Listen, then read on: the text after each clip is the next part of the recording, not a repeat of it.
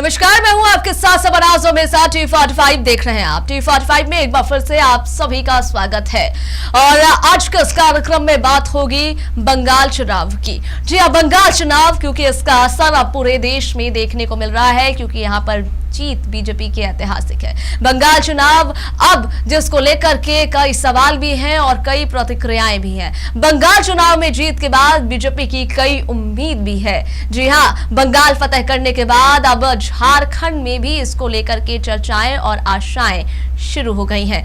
आपको बता दें कि पश्चिम बंगाल की जीत के बाद अब भारतीय जनता पार्टी का अगला बड़ा मिशन झारखंड है। फिलहाल देश के 22 राज्यों में एनडीए की सरकार है और झारखंड में राज्यसभा की खाली हो रही 2 सीटों ने इस सियासी जंग को और तेज कर दिया है। बीजेपी जहां झारखंड को विपक्षी राजनीति का एक टापू बता रही है, तो वहीं पर कांग्रेस इसे ऑपरेशन लोटस की हार का केंद्र मानती है। क्या वाकई झारखंड के इस टापू पर भगवा लहरा करके अपना स्वर दिखाएगी, या फिर महागठबंधन का किला अवैध रहेगा? देखिए खास रिपोर्ट। बीजेपी का अगला मिशन झारखंड, राज्यसभा सीटों से बड़ी सियासी जंग। झारखंड राजनीतिक का टापू है बीजेपी। प्रफुल्ल शाहदेव के बयान से हलचल तेज। मई 2026 के चुनावी नतीजों ने देश का नक्शा बदल दिया है। असम, बंगाल और पुडुचेरी में जीत के बाद बीजेपी अब उस झारखंड पर फोकस कर रही है, जहां राज्यसभा की 2 सीटें अगले 2 महीने में खाली होने वाली हैं। बीजेपी प्रवक्ता प्रफुल्ल शाहदेव का ताजा बयान झारखंड की राजनीति में खलबली मचा रहा है। प्रफुल्ल शाहदेव का कहना है कि झारखंड अब एक टापू की तरह रह गया है, जिसके चारों तरफ भगवा समुद्र है, यानी बीजेपी शासित राज्य है। शाहदेव का दावा है कि जिस तरह बंगाल जैसे कठिन राज्य में बीजेपी ने 2026 में सरकार बना ली और केरल में पहली बार 3 सीटें जीतकर अपनी मौजूदगी दर्ज कराई, वैसे ही झारखंड ये टापू भी अब ज्यादा दिन तक नहीं बचने वाला। देखिए, झारखंड एक टापू की तरह रह गया। चारों तरफ जो है वो भगवा समुद्र दिखता है और वो टापू कितने दिन तक बच सकता है? तो जाहिर है कि वो किसी न किसी दिन आगोश में आ जाएगा। वो भगवा समुद्र के, वो समय का इंतज़ार करें। ये टापू भी ज़्यादा दिन तक नहीं रहने वाला है। प्रधानमंत्री जी ने और अमित शाह जी की जोड़ी ने जब वहाँ के कार्यकर्ताओं के साथ मिलकर पश्चिम बंगाल, जो झारखंड से मुझे लगता है 1000 गुना ज़्यादा डिफ़िकल्ट था जीतना, जब उसको जीत लिया तो झारखंड साहब बहुत मुश्किल नहीं है हमारे लिए। तो अगले आने वाले दिनों में ये पूरा क्षेत्र, पूरा नॉर्थ ईस्ट के 7 राज्य और इधर का पूरा ईस्टर्न इंडिया आपको भगवा ही नज़र आएगा। और अब हमने फोकस बदला है। केरलम में हमारी 3 सीटें आई हैं। कभी पश्चिम बंगाल में 2016 में हमारी 3 सीटें आई थी और 2026 में हमने सरकार बना लिया। तो केरल में भी 10 वर्ष के बाद हम सरकार बनाने की तैयारी में जुट गए। लेकिन कांग्रेस और सत्ताधारी गठबंधन इस चुनौती को सिरे से खारिज कर रहा है। कांग्रेस प्रवक्ता राकेश सिन्हा का कहना है कि बीजेपी ने ऑपरेशन लोटस और ईडी जैसी एजेंसियों के जरिए सरकार गिराने की कोशिश की, लेकिन झारखंड की जनता और गठबंधन ने उन्हें कुचल दिया। उनका दावा है कि झारखंड में बीजेपी की दाल नहीं गलने वाली और गठबंधन पूरी तरह एकजुट है। को मिलेगा झारखंड में भारतीय जनता पार्टी लगातार मुंह की खा रही है। ऑपरेशन लोटस के जरिए झारखंड की सरकार को डिस्टर्ब करने का प्रयास किया, वो कुचल दिया गया। झारखंड में ईडी को लगाया, उसको कुचल दिया गया। हम संघर्षों के पथ पे हैं। झारखंड में भारतीय जनता पार्टी की कोई दाल नहीं गलने जा रही है। गठबंधन ही अब पूरी तरह से मजबूत है। राज्यसभा की ये 2 सीटें सिर्फ संख्या का खेल नहीं है, बल्कि ये तय करेंगी कि झारखंड में आने वाले समय में ऊंट किस करवट बैठेगा। एक तरफ भगवा समुद्र का दावा है, तो दूसरी तरफ संघर्षों के पथ पर अड़िग गठबंधन। देखना दिलचस्प होगा कि झारखंड की राजनीति का ये टापू अपनी पहचान बचा पाता है या नहीं। लाल माटी में कमल खिल चुका है। पश्चिम बंगाल में बीजेपी के ऐतिहासिक जीत का असर अब झारखंड में दिख रहा है। रामगढ़, देवघर से लेकर गढ़वा तक बीजेपी कार्यकर्ताओं ने सड़कों पर उतर करके जश्न मनाया। कहीं रंग गुलाल उड़ा तो कहीं मिठाई बांटी गई। देखिए रिपोर्ट।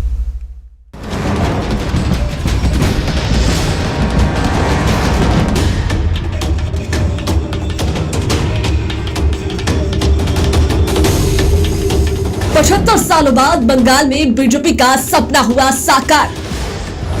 बंगाल में लहराया भगवा, कमल का हुआ बांग्ला। 34 साल लेफ्ट, 15 साल टीएमसी के बाद बीजेपी की सरकार। बीजेपी की जीत पर देश में जश्न का माहौल। बंगाल की जीत से झारखंड में भी आया नया जोश। झारखंड के कई हिस्सों में गूंजे जय श्री राम के नारे। रामगढ़, देवघर और गढ़वा में बीजेपी कार्यकर्ताओं ने लहराया भगवा। अब झारखंड विधानसभा चुनाव पर टिकी सबकी नजर। पश्चिम बंगाल में बीजेपी की ऐतिहासिक जीत के बाद रामगढ़ के सुभाष चौक पर विश्व हिंदू परिषद के कार्यकर्ताओं ने जश्न मनाया। कार्यकर्ताओं ने नेताजी सुभाष चंद्र बोस की प्रतिमा को दूध से स्नान कराया और एक दूसरे को रंग गुलाल लगाकर बधाई दी। इस दौरान हजारीबाग सांसद मनीष जायसवाल भी मौके पर पहुंचे और प्रतिमा पर माल्यार्पण कर कहा कि 10 रुपए की झालमुड़ी ने बंगाल में बदलाव ला दिया। चुनाव से पहले बीजेपी ने वादा किया था बंगाल से बांग्लादेशी को भगाना है। सबसे पहले ये काम होगा। ये बीजेपी की जीत नहीं, सनातन की जीत है। प्रधानमंत्री जी का एक मैसेज था कि भारतीय जनता पार्टी सामान्य लोगों की पार्टी, हम सामान्य तरीके से शासन करते हैं। इसी प्रकार से कहीं पर भी उतर करके झालमुड़ी खाना का एक प्रतीक था, तो उसको लोगों ने सराहा। लेकिन ये जो जीत मिली है, इसके पीछे भारतीय जनता पार्टी का जो कुशल नेतृत्व है, कार्यकर्ताओं का दमखम और हमारे जितने भी वहां बंगाल के जो लोग हैं जो कि इस भ्रष्ट शासन से, ये जो अलोकतांत्रिक जो शासन था उससे परेशान था, उन लोगों ने उसको सत्ता से उखाड़ करके फेंका और भारी बहुमत से भारतीय जनता पार्टी को दिखाया है। अब जिन उद्देश्यों को लेकर के हम लोगों ने वहां का चुनाव लड़ा है, उन सारे वायदों को हम लोग पूरा करेंगे और बंगाल के साथ साथ इस देश को जो है बांग्लादेशियों से हम लोग मुक्त कराएंगे। उधर देवघर के टावर चौक पर भी बीजेपी कार्यकर्ताओं का हुजूम उमड़ पड़ा। बंगाल में जीत की खबर मिलते ही सैकड़ों कार्यकर्ता ढोल नगाड़े के साथ सड़कों पर उतर आए। कार्यकर्ता नाचते गाते नजर आए और एक दूसरे को मिठाई खिला करके अपनी खुशी का इजहार किया। पूरे टावर चौक पर अबीर गुलाल उड़ता दिखा। कार्यकर्ता बीजेपी का झंडा लहराते हुए जश्न में डूबे रहे। इलाकों में त्योहार जैसा माहौल बन गया। पूर्व विधायक नारायण दास ने कहा कि यह ऐतिहासिक जीत है। बंगाल की जनता ने तुष्टीकरण को नकार कर राष्ट्रवाद को चुना है। ये जनता के विश्वास की जीत है। वहीं बीजेपी नेत्री रीता चौरसिया ने कहा कि बंगाल में कमल खिला है, अब झारखंड की बारी है। यहां भी डबल इंजन की सरकार बनेगी। पहली बार बंगाल की धरती पर भारतीय जनता पार्टी की सरकार बन रही है। इस नेक काम के लिए मैं वहां के भारतीय जनता पार्टी के कार्यकर्ताओं को और निश्चित तौर पर मैं ये कहना चाहूंगा कि भारतीय जनता पार्टी के साथ साथ बंगाल की जनता ने भी ये चुनाव लड़ने का काम किया है। उसी का परिणाम है कि आज बंगाल की धरती पर भारतीय जनता पार्टी पूर्ण बहुमत से आई है और इस काम को करने के लिए जिस प्रकार देश के यशस्वी प्रधानमंत्री आदरणीय मोदी जी ने और देश के गृह मंत्री आदरणीय अमित शाह जी ने और तमाम भारतीय जनता पार्टी के कार्यकर्ताओं ने अपना योगदान दिया है, अपना मेहनत किया है और वहां की जनता ने जो मोदी जी पर विश्वास किया है, निश्चित रूप से मोदी जी की जीत है, वहां की जनता की जीत है, भारतीय जनता पार्टी की जीत है और विकास की जीत है। पूरा देश खुश है। आज हम लोग ममता बनर्जी की जो घमंड था उसको भाजपा ने चूर कर दिया। हमारे नरेंद्र भाई मोदी ने बंगाल पर कब्जा कर दिया।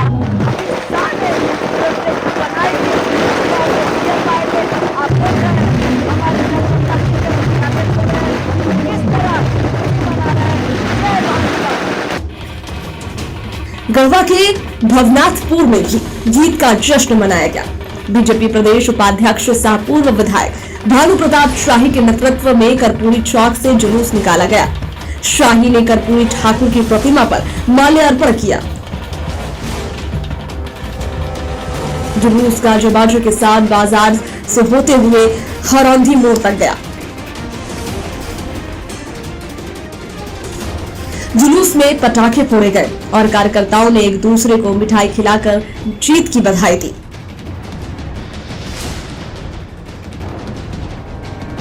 इस दौरान पूर्व विधायक भानु प्रताप शाही ने झारखंड के कार्यकर्ताओं से आने वाले विधानसभा चुनाव में कमल खिलाने की अपील की। उन्होंने कहा कि पश्चिम बंगाल में पहली बार, असम में तीसरी बार और पुडुचेरी में दूसरी बार बीजेपी सरकार बना रही है। ये देश के करोड़ों सनातनियों की जीत है, बंगाल की जीत है, हिंदू सनातनियों की जीत है।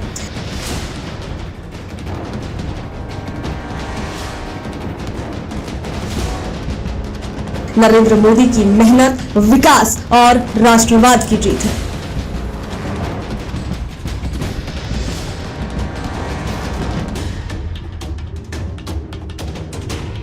ये जीत हिंदू का जीत है, बंगाल का जीत सनातनियों का जीत है, बंगाल का जीत बंगाल के कार्यकर्ताओं का जीत है, बंगाल का जीत नरेंद्र भाई मोदी के मेहनत का जीत है, विकास का जीत है, राष्ट्रवाद का जीत है।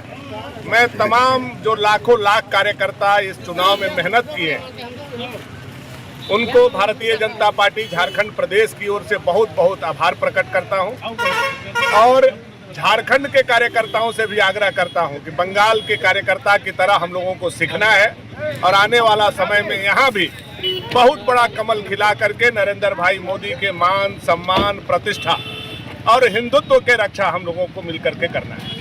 रामगढ़, देवघर और गढ़वा तीनों जगह बंगाल में बीजेपी की जीत का जश्न दिखा।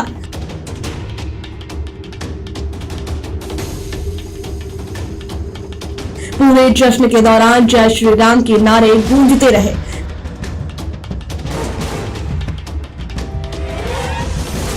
कार्यकर्ताओं ने एक दूसरे को लड्डू खिलाकर जीत की खुशी जाहिर की।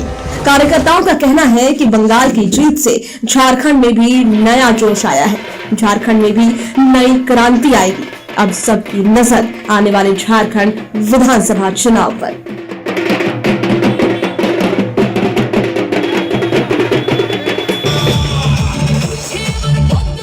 कही जा रही है लगातार कुंडा जो है बीजेपी का बढ़ते जा रहा है, जिसके कारण आज अगर रामगढ़ की बात करें तो रामगढ़ की धरती में गर्मजोशी के साथ लोगों ने यहाँ पर बधाइयां तो दी है और साथ में हजारीबाग के लोकसभा के सांसद हैं, उनके द्वारा भी सुभाष चौक पहुंचकर फूल माला पहना कर यहाँ पर सुभाष जी का प्रतिमा पर फूल माला पहनाया और स्पष्ट कहा है कि अब वहाँ से बांग्लादेशियों को साफ करना ही पहली प्राथमिकता होगी। रामगढ़ से टीवी 45 में अनुज कुमार।